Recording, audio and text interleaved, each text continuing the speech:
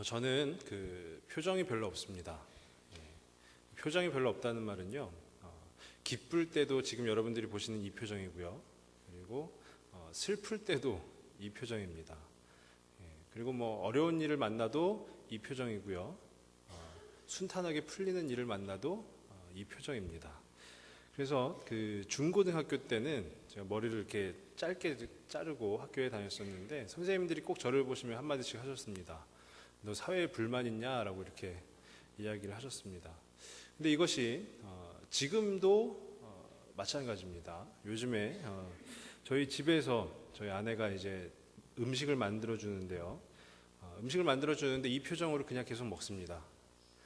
그러면은 저희 아내는 맛이 없나부터 해가지고 온갖 질문 공세를 펼치기 시작합니다. 그러면 저는 맛있어 하고 이 표정으로 맛있어 하고 또 계속 먹습니다.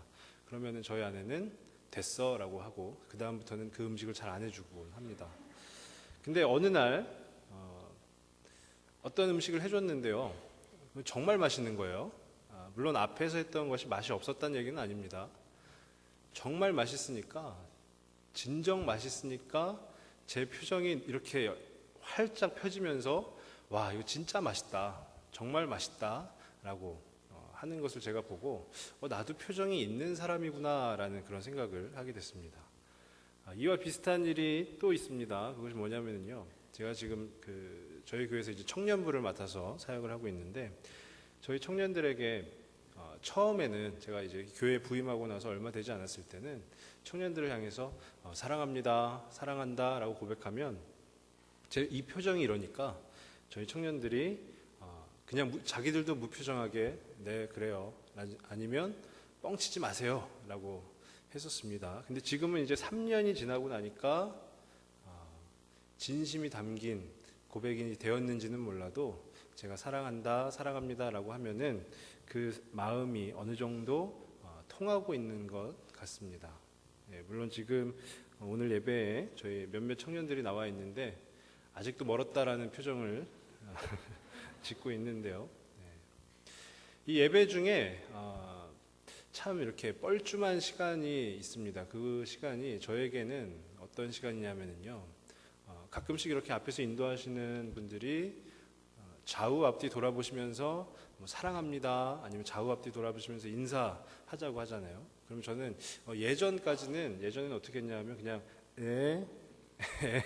이렇게 인사를 하곤 했습니다. 사랑합니다 라고 해도 그냥 하고 인사를 했는데 그런데 진심이 있으면 그렇지 않은 것 같습니다. 진심이 있으면 좌우 앞뒤 돌아보시면서 사랑합니다 라고 인사를 하자고 했을 때 내 마음 가운데 그 분을 향한 진심이 있으면 정말로 밝은 표정이 나오면서 사랑합니다 라고 고백하는 것 같습니다.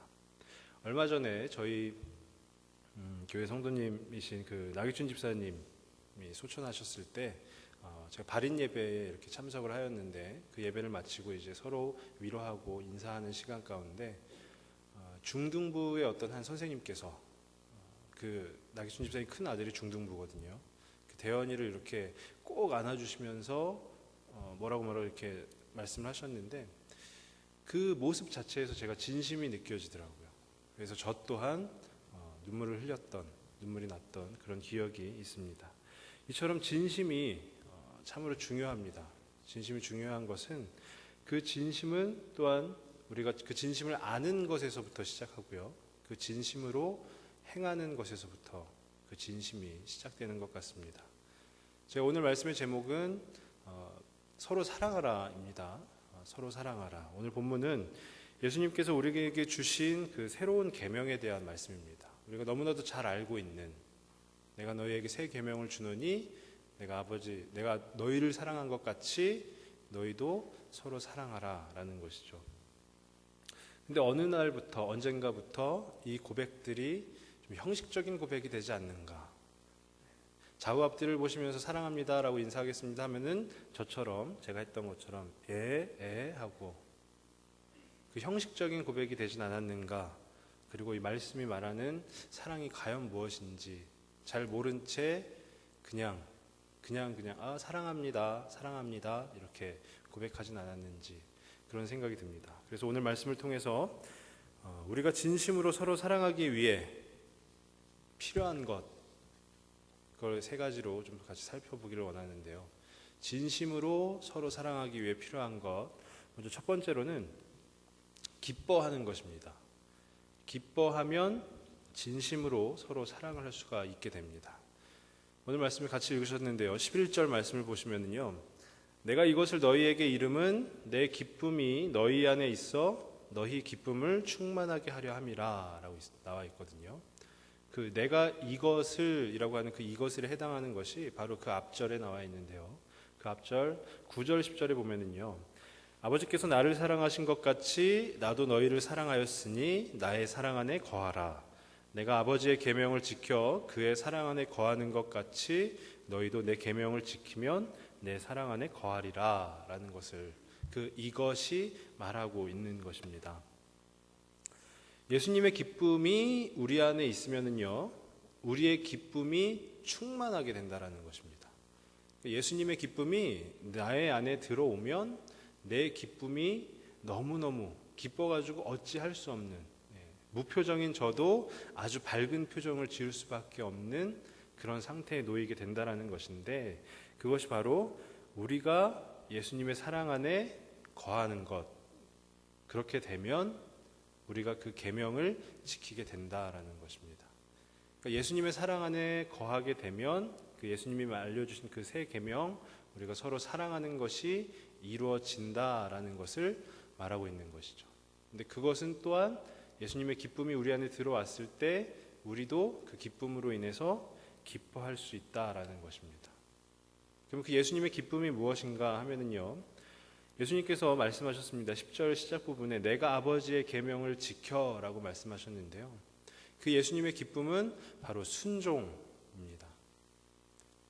예수님이 그 아버지의 계명, 하나님의 말씀 가운데 순종하심으로 말미암아 예수님은 이미 기쁨, 그 기쁨이 충만한 그 기쁨의 상태 가운데 놓이게 되신 것입니다. 그렇기 때문에 예수님의 기쁨이 우리 가운데 들어왔을 때, 우리 안에 있을 때 우리 또한 그 기쁨이 충만하게 된다라는 것이죠. 하나님의 뜻, 그 하나님의 계명을 지키는 것, 그것이 바로 순종입니다. 그 순종의 기쁨이 우리 안에 들어오면 우리의 기쁨이 충만하게 된다라는 것이죠.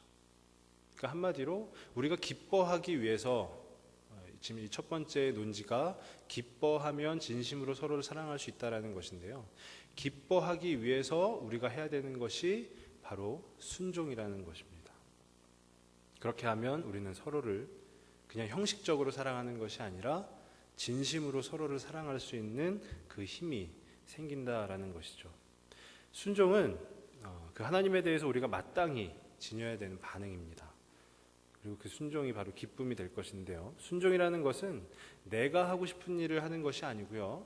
그 순종을 요구하는, 그 순종받기를 원하시는 그 분이 원하는 삶을 살아가는 것이 바로 순종입니다. 내가 하고 싶은 것을 한다고 해서 그것이 순종이 되는 것은 아니고요. 하나님께서, 그리고 예수님께서 우리 가운데 원하시는 것에 우리가 그에 합당한 응답을 하였을 때, 대답을 하였을 때 그것이 바로 순종이 되는 것입니다. 얼마 전에 우리 목사님께서 어버이 주일에 순종에 대해서 말씀하셨지 않습니까? 근데 혹시 어린 자녀가 있는데요, 이 자녀가 아이스크림만 계속 먹는 것입니다. 밥도 먹고 고기도 먹고 이래야 되는데 계속해서 아이스크림만 먹는 거예요. 그래서 그 자녀에게 그 자녀의 엄마가 너 이제 아이스크림 그만 먹어라 라고 했는데 거기에 순종하지 않고 싫어 그러면서 계속 아이스크림을 먹고 있었다면, 그 엄마가 그 자녀에게 할 수 있는 말은 넌 왜 이렇게 엄마 말을 안 듣니? 라는 거겠죠. 넌 왜 이렇게 엄마 말을 안 듣니? 그 아이스크림을 먹지 말라는 것은 아이스크림이 너무 비싸니까 내가 너에게 사줄 돈이 없다 이런 것은 아니지 않습니까? 아이스크림을 먹음으로 말미암아 그 자녀의 건강을 해칠 뿐 아니라 몸에 좋지 않고 더 영양소가 훌륭한 음식을 먹어야 되는데 그것은 먹지 않고 아이스크림만 먹으니까 그걸 먹지 말라고 얘기한 것이고요. 근데 만약에 아이가 아이스크림을 계속해서 먹는다면, 그래서 그 엄마의 입에서 넌 왜 이렇게 엄마의 말을 안 듣니? 라는 말이 나왔다면 이미 그 가정에는, 그 모자 관계에는 기쁨이 사라진 것입니다. 기쁨이 있을 수가 없겠죠. 그 가정은, 혹시 그 공동체에는 이제 사랑한다, 엄마 사랑해, 아이스크림을 계속 먹으면서 엄마 사랑해 라고 한다고 해서 그 가정에는 기쁨이 없습니다. 그 기쁨이 없으면 그 사랑 또한 진실된 사랑이 되기가 어렵습니다. 형식적인 고백으로 그칠 수밖에 없는 것입니다. 근데 반대로 순종이 있어서 아이스크림 먹지 마라 라고 했는데 네 알겠어요 하고 바로 딱 식탁에 앉아서 밥을 먹기 시작했어요. 그럼 순종이 있고, 그럼 엄마의 마음은 얼마나 기쁘겠습니까? 아, 우리 아들이 내 말을 잘 들었구나 라고 하면서 그 기쁨이 충만한 그 공동체는 그 안에서 사랑한다, 사랑합니다 라고 고백하였을 때 그 사랑은 진심이 담긴 그 사랑 고백이 된다라는 것입니다. 어떤 청년이요, 집회, 부흥회라고 말씀을 드리면 더 이해가 빠르실 텐데요. 어떤 부흥회에 참석을 한 이후에 그 집회 가운데서 부모님과 화해해야 된다, 그리고 부모님께 사랑을 고백해야 된다라고 한 그 부분에 너무 큰 은혜를 받은 나머지 집에 돌아와서, 그날 저녁에 집에 돌아와서 그 양 부모님을 이렇게 꼭 안아드리면서 아버지 사랑합니다, 어머니 사랑합니다 라고 고백했다고 합니다. 그랬더니 그 부모님이 하시는 말씀이 그래 나도 사랑한다 였으면 참 아름답게 마무리되었을 텐데요, 넌 뭐 잘못 먹었니? 라고 하셨다고 합니다. 하지만 그 자녀가 진심을 담아서 그 집회 가운데서, 그 부흥회 가운데서 누린 은혜의 순종함으로 말미암아 그 순종하여서 집에 가서 부모님께 사랑합니다 라고 진심을 담아서 고백하였더니 부모님이 기분이 너무 좋아서 뭐 잘못 먹었니? 라고 말씀을 하셨지만 가정의 분위기가 엄청나게 어마어마하게 달라졌다라는 것입니다. 그러니까 이 말씀을 비춰서 보면은요, 우리가 서로 사랑하기 위해서 기뻐하면 되는 것입니다. 그리고 그 기뻐하기 위해서는 순종하면 되는 것이고요. 또 우리가 순종할 분은 물론 우리 육신의 부모님도 계시지만 우리 하나님이시고 우리 예수님이십니다. 하나님과 예수님께서 말씀하시는 대로 그 가운데 순종하면 그 순종하는 자에게는, 그리고 그 순종하는 자가 함께 어우러진 그 공동체에는 기쁨이 충만할 것입니다. 말씀 가운데 그렇게 예수님께서 지금 이야기하고 계신 것입니다.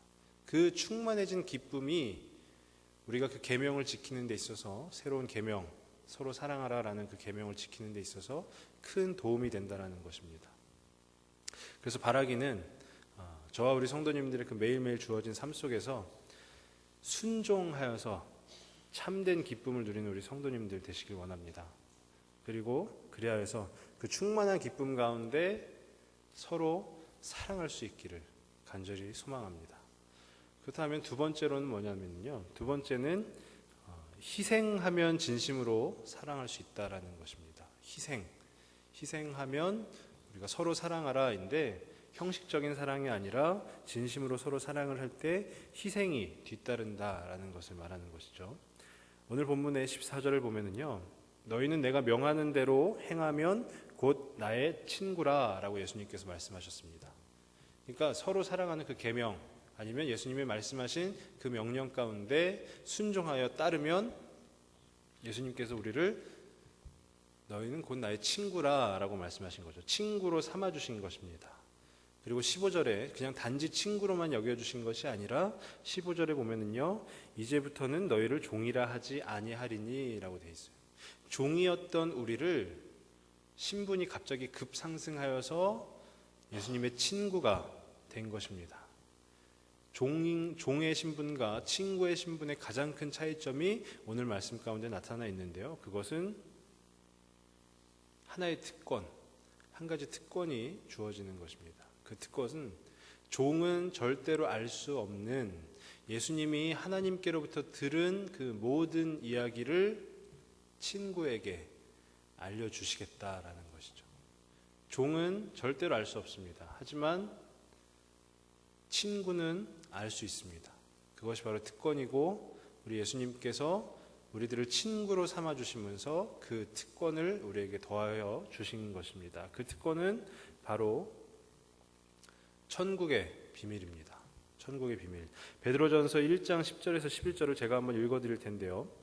이 구원에 대하여는 너희에게 임할 은혜를 예언하던 선지자들이 연구하고 부지런히 살펴서 자기 속에 계신 그리스도의 영이 그 받으실 고난과 후에 받으실 영광을 미리 증언하여 누구를 또는 어떠한 때를 지시하는지 상고하니라 라는 말씀이 있습니다. 베드로전서에 있는데요.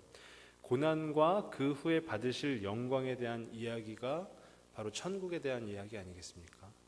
고난만 받다가 끝나는 것이 아니라요. 고난 이후에 그 그리스도가 받으실 영광에 대한 이야기, 그리스도가 영광을 받으셨기 때문에 우리가 천국의 소망을 품고 영생을 믿으며 살아가는 것 아니겠습니까? 그래서 고난으로 끝나는 것이 아니라 그 후에 놓인 영광, 바로 하나님의 축복인 영생이 주어진다라는 것입니다. 그것이 누구에게 주어지냐면요, 종이 아니라 예수님이 친구로 삼아주신 그 친구들에게, 바로 우리들에게 그 영광이 주어진다라는 것입니다. 그러니까 예수님과 친구가 되면 그 천국의 비밀을 아는 자가 되는 것이고요. 천국의 비밀을 안다라는 것은 다른 말로 표현을 하면요, 고난을 두려워하지 않고 그 고난 후에 주어질 영광을 소망하는 것이 바로 천국의 비밀입니다. 그러니까 이 땅 가운데서, 이 세상 가운데서 하루하루 어렵다, 하루하루 힘들다라고 여겨져도 그것으로 우리의 삶이 끝나는 것이 않기 때문에 오히려 저 천국에 들어가면 더 큰 영광, 정말로 놀라운 축복인 그 영생이 주어지기 때문에 우리가 그 고난을 두려워하지 않고 살아갈 수 있다라는 것입니다. 그것이 바로 예수님께서 친구로 삼아주신 자들에게 주어지는 것입니다. 그 비밀, 그 천국의 비밀을 아는 것, 그것이 바로 희생의 밑거름이 되는 것이죠. 오늘 말씀 13절에 보면요, 사람이 친구를 위하여 자기 목숨을 버리면 이보다 더 큰 사랑이 없나니 라고 기록이 되어 있는데요. 예수님의 사랑은 바로 희생입니다. 친구를 위하여, 그러니까 영생이라는 큰 비밀을 알려준 그 친구를 위하여 자기의 목숨을 버리시겠다라는 거죠.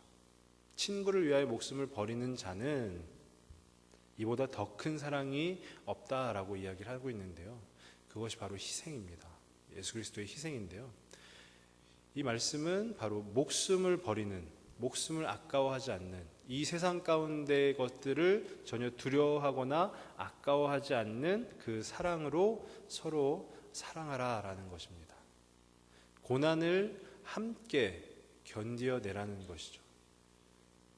우리가 지금 주위에 고난을 받고 있는 자들이 있다면 그들과 함께 울어주고 그들과 함께 그들의 어깨를 다독거려주며 그 고난을 함께 견디어내라는 것입니다. 만약에 내가 힘들고 지쳐, 이런 찬양의 가사도 있지 않습니까? 힘들고 지쳐 낭망하고 쓰러지려 할 때 바로 그때 누군가 내 옆에서 나를 붙들어 준다면, 그리고 나에게 위로가 되어 준다면, 그 고난을 함께 견뎌내 준다면 정말로 큰 위로가 될 것입니다. 그러니까 예수님의 말씀은 지금 그 사랑, 그 희생을 나누어라 라고 이야기하고 계신 것입니다. 그리고 그것이 바로 친구라는 것이죠. 우리가 친구이기 때문에, 예수님과도 친구이지만 예수님께서 내가 너희를 사랑한 것 같이 너희도 서로 사랑하라 라고 했을 때 우리가 서로 사랑하게 되는 그 존재들 다 우리의 친구들이 되는 것입니다. 우리가 친구이기 때문에 그 고난을 함께 견뎌낼 수 있는 것이고요. 또한 우리가 친구이기 때문에 서로에게 위로가 되어줄 수 있는 것이고, 또 우리가 친구이기 때문에 그 고난 뒤에 장차 올 그 축복을, 하나님의 은혜를 함께 소망을 할 수가 있는 것입니다. 제가 고등학교 3학년에서 대학교 1학년으로 이렇게 넘어가던 그 시기에 굉장히 친했던 친구들이 있습니다. 근데 그 중에 한 친구가 아버지가 그 친구가 어렸을 때부터 좀 심한 그 지병을 앓고 계셨어요. 근데 바로 그 시기에 그 아버지가 지병으로 돌아가셨습니다. 그 친구의 가족들은 굉장히 상심이 컸고 저희들은 함께 모여서 그 친구를 위로하면서 장례를 치루었습니다. 나중에 관을 같이 운구하기도 하고 장지까지 같이 가서 그 친구와 그 친구의 가족들을 위로했습니다. 근데 너무나도 안타깝게는 바로 그 아버지를 그 장지에 모신 일주일 뒤에 그 친구의 어머니가 그 아버지 사망 관련 서류를 병원에 가서 떼기 위해서 병원에 갔다 오시는 길에 교통사고로 또 돌아가셨습니다. 저희 친구들은 또 다시 서로 그때 입시철이기 때문에 정신없이 바쁜 와중에도 같이 모여서 3일 동안 그 친구 옆에서 같이 울어주고 같이 위로하여 주었습니다. 물론 어머니 장례도 저희가 다 치러드리고 또 장지까지 같이 가서 그 어머니를 이렇게 잘 보내드렸습니다. 나중에 그 친구가 이야기하기를 좀 시간이 많이 지난 다음에 그 친구가 이야기하기를 그때 그 너희들의 그 친구들의 그 위로가 있었기 때문에 내가 그때 쓰러지지 않고 일어날 수 있었다라는 그 고백을 들었습니다. 정말로 바라기는 우리 교회가 그렇게 서로 희생하는 마음을 가지고 서로 사랑하는 그런 교회가 되기를 간절히 소망합니다. 우리의 부서들마다 그리고 우리의 구역들마다 그리고 우리 교회에서 함께 고난을 견뎌내므로 놀라운 하나님의 역사를 경험하는 그런 교회가 되기를 소망합니다. 그럼 마지막으로 세 번째는 고민입니다. 고민하면 진심으로 서로 사랑할 수 있다라는 것입니다. 오늘 말씀 16절에 보면은요, 너희가 나를 택한 것이 아니요 내가 너희를 택하여 세웠나니 이는 너희로 가서 열매를 맺게 하고 또 너희 열매가 항상 있게 하여 내 이름으로 아버지께 무엇을 구하든지 다 받게 하려 함이라 라고 기록되어 있습니다. 당시에는 이 가르침을 받는 제자들이 가르침을 하는 그 랍비들을 선택하게끔 되어 있었거든요. 근데 예수님은 그 일반적인 그런 것이 아니라 예수님은 그와는 반대로 하나의 목적을 가지고 제자들을 예수님이 직접 선택하신 것입니다. 그러니까 제자들이 가르침을 주는 랍비를 선택한 것이 아니라 그런 일반적인 상황이 아니라 예수님께서 직접 하나의 목적으로 그 제자들을 선택하였다라는 것이죠. 그 예수님의 목적은 말씀 가운데도 나와 있지만 열매를 맺는 것이고 그 열매가 항상 있게 하는 것입니다. 우리가 잘 아는 대로 예수님은 목적하신 바를 이루시지 않은 적이 단 한 차례도 성경 가운데 나오지 않습니다. 예수님은 그 목적하신 바를 반드시 이루시는 분이십니다. 예수님이 오늘 이 자리에 있는 우리들, 저와 우리 성도님들 또한 선택하셨다면 그분이 목적하신 바가 우리 가운데서 이루어질 것입니다. 반드시 이루어질 것입니다. 근데 앞서서 말씀드린 그 기뻐하는 것 그리고 희생하는 것에는 하나의 공통점이 있는데요. 그것은 뭐냐면 그 기뻐하는 것도 그리고 희생하는 것도 말씀 가운데 너희도 내 계명을 지키면 이라고 나오고요. 그리고 희생하는 것에서는 내가 명하는 대로 행하면 이렇게 나옵니다. 그러니까 우리는 한번 생각해 볼 수 있지 않겠습니까? 혹 계명을 지키지 않는다면, 행하지 않는다면 안 되는 것인가? 라고 생각을 할 수도 있는데 또 그러면서 저는 이런 생각을, 이 말씀을 묵상하면서 이런 생각을 했습니다. 아니 설마 예수님이 쪼잔하게 계명을 지키지 않는다고 그 기쁨의 삶을, 순종하는 삶을 허락하지 않으실까? 설마 예수님께서 명하는 것대로 우리가 안 한다고 친구로 삼아주셨다가 다시 너는 종으로 다시 레벨이 강등됐어 라고 하실까?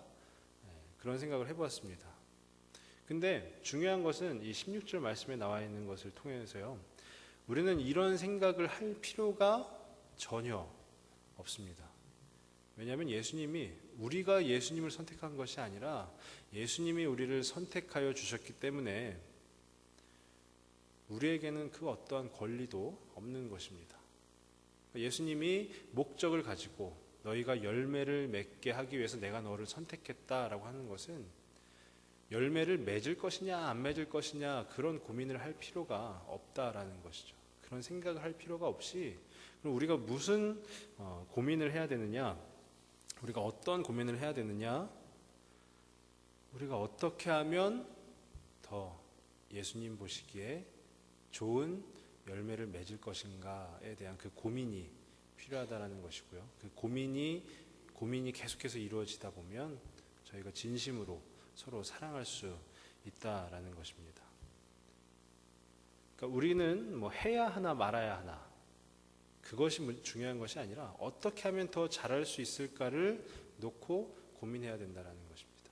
그러니까 예수님께서 예수님이 선택하셨기 때문에 너희로 가서 열매를 맺게 한다라는 것은 이루어지는 것입니다. 열매를 맺는 거예요. 근데 이 열매를 맺을 때 있어서 우리가 고민해야 될 것이 어떻게 하면 더 좋은, 어떻게 하면 더 훌륭한 그 열매를 맺을 수 있을까에 대한 그 깊은 고민이 바로 우리의 삶 가운데에서 있어야 된다라는 것입니다.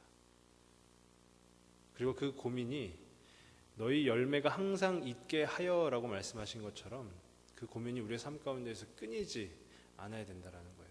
어떤 하나의 문제는 우리가 고민하여서 잘 풀어졌는데 또 하나의 문제가 왔을 때 그것은 고민하지 않고 있다면 안 된다라는 것이죠.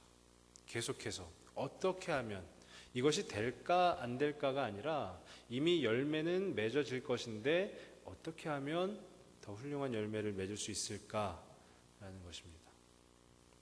그 열매가 또한 바로 서로 사랑하라라는 것이고요. 서로 사랑하는 것은 그러니까 우리에게 있어서 어떤 권리가 아니라 의무라는 것이죠. 우리나라 국민의 의무가 6가지가 있더라고요. 근데 그 중에 하나가 국방의 의무가 있습니다. 군대를 가는 것이죠. 젊은 그 형제들이 군대에 가는 것인데요. 그 군대를 가는 것은 젊은 형제들이 선택하는 것이 아닙니다. 반드시 가야 되는 것이죠. 뭐 나는 군대 가기 싫습니다 해서 안 가고 이런 거 아니지 않습니까? 반드시 가야 되는데 이 형제들의 그 어떤 그 스타일을 보면은요 2가지로 나뉘는데 하나는 대충 가서 2년 그냥 시간 때우다 오자라고 가는 친구가 있는가 하면 이 2년, 이 귀중한 2년을 내 삶에서 어떻게 잘 보낼 수 있을까 그렇게 고민을 하고 군대에 들어가는 친구들이 있습니다. 나중에 제대를 하고 보면은 확실히 그 결과가 많이 달라지는데요. 대충 2년 시간만 때우다 오자라고 해서 군대에 가는 청년들은 정말 시간만 때우다 오게 되는 경우가 많고요. 이 2년 동안 내가 어떻게 하면 더 이 귀중한 시간을 잘 활용할 수 있을까에 대해서 고민을 한 친구들은 정말로 그 군대 시간 가운데 잘 다녀오더라고요. 저 또한 저는 좀 늦은 나이에 군대에 갔는데요. 군대에 들어갈 때 제가 그 전까지는 그렇게 열심히 이렇게 있는 그런 사람은 아니었는데 제가 군대에 들어가서는 군대에서만큼은 정말로 최선을 다해보자, 열심을 다해보자 라고 해가지고요. 제가 공군을 나왔습니다. 현역 나왔습니다. 제 뭐 체격을 보시고 공익 근무하신 거 아니고 이렇게 하시는 분들 가끔 있는데 저는 현역을 나왔고요. 공군을 나왔는데 그 훈련소 가운데서 정말로 최선을 다해서 임했습니다. 모든 그 과정들 가운데 시간들 가운데 최선을 다해서 임하였더니 결국에는 1081명이라는 저희 동기 훈련병 중에 놀랍게도 저도 그런 적은 제 인생의 처음이라 1등을 하게 되었습니다. 그래서 서울 대방동에 있는 아주 놀라운 부대가 하나 있거든요. 그 부대로 이렇게 받게 되었고 그 부대 가운데서 2년이라는 시간 동안 정말로 너무나도 감사한 하나님의 은혜를 누리는 그런 귀한 시간을 보내게 되었습니다. 그 은혜 중에 아마 가장 큰 은혜는 그 군대에 있는 군대 교회에서 지금의 제 아내를 만난 것이 저에게 있어서 가장 큰 은혜가 되지 않을까 싶습니다. 물론 저희 아내는 또 저와는 좀 다른 생각을 갖고 있을지도 모르겠습니다. 근데 이처럼 이 고민이라는 것이 우리 삶 가운데에서 고민이라는 것을 할 때 될까 말까 이런 것이 아니라요. 열매를 맺는 것은 다시 말씀드리지만 이미 열매를 맺는 것입니다. 그 열매를 어떻게 하면 더 좋은 열매를 맺을 수 있을까? 그 고민하는 삶이 바로 우리가 진심으로 서로 사랑하는 것에 있어서 가장 필요한 부분이지 않을까 싶습니다. 한 가지 놀라운 사실은요, 그렇게 열매를 맺고 나면 그 이후에 우리가 그 하나님께 구하면 그 구하는 모든 것이 이루어진다라는 것입니다. 그 구하는 것이 응답되어진다라는 것입니다. 우리가 열매를 구하고 가끔씩은 열매를 구하고 있지 않습니까? 하나님 내 삶 가운데 열매를 주십시오라고 구할지 몰라도 이미 열매는 이루어진 것입니다. 근데 그 이루어진 열매를 어떻게 하면 더 하나님 보시기에 좋은 열매로 성장시킬 수 있을까에 대한 그 고민 가운데 하나님께 구하면 그 열매, 이미 하나님께서 우리 가운데 주시고자 했던, 주시기로 하신 그 열매가 그 응답되어진다라는 것입니다. 그러니까 바라기는 그 예수님의 뜻에 따라서 그렇게 열매를 맺고 그냥 열매를 맺는 것이 아니라 정말 최상품의 그 열매를 맺기 위해서 날마다 고민하는 저와 우리 성도님들이 되시길 바랍니다. 그래야 해서 그 고민의 결과가 우리가 진심으로 서로 사랑할 수 있는 것에 쓰여지기를 원합니다. 이제 말씀을 정리하겠는데요, 우리가 진심으로 서로 사랑하기 위해서 필요한 것이 세 가지가 있다라고 말씀을 드렸습니다. 먼저는 기뻐하는 삶을 사는 것이고요, 두 번째는 희생하는 삶을 사는 것이고, 세 번째는 고민하는 삶을 사는 것입니다. 정말로 바라기는 그리하여서 우리 교회가 서로 사랑하는 그 넘치는 사랑으로 똘똘 뭉쳐서 아주 그냥 서로 얼굴만 보아도 사랑이 샘솟고 너무나도 안아주고 싶고 서로 위로해주고 싶고 격려해주고 싶은 그런 아름다운 마음들이, 하나님께서 원하시는 그 마음들이 가득 일어날 수 있는 우리 교회가 되기를 간절히 소망합니다. 우리 그런 의미에서 약간 제가 뻘쭘해하다고 했던 것인데요, 좌우 앞뒤를 돌아보시면서 주님 주신 사랑으로 사랑합니다 라고 한번 고백하셨으면 좋겠습니다.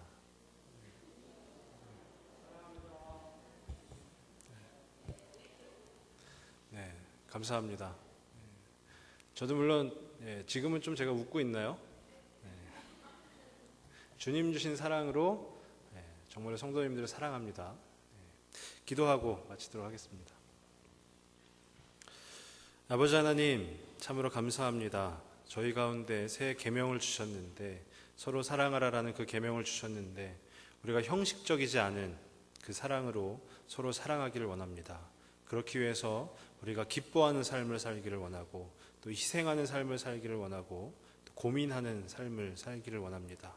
그 삶을 살아갈 때 온전히 주님께서 주시는 그 열매 맺음으로, 주님께서 주시는 귀한 은혜로 말미암아 우리가 서로를 격려하고 위로하고 사랑할 때 하나님께서 흡족해 하시는 그 아름다움이 넘칠 수 있는 바로 우리 교회가 될 수 있기를 간절히 소망합니다. 주님께서 날마다 함께하여 주시고 우리가 날마다 넘치는 그 기쁨으로, 또한 서로를 향한 희생으로, 또 우리 삶 가운데 드려지는 고민으로 우리가 서로를 아끼고 사랑할 때 진심이 묻어나게 하여 주시고, 그 진심이 묻어난 사랑으로 말미암아 정말로 하나님 앞에 견고하게 세워지는 그런 귀한 교회 될 수 있도록 주님께서 인도하여 주시옵소서. 예수님의 이름으로 기도드립니다.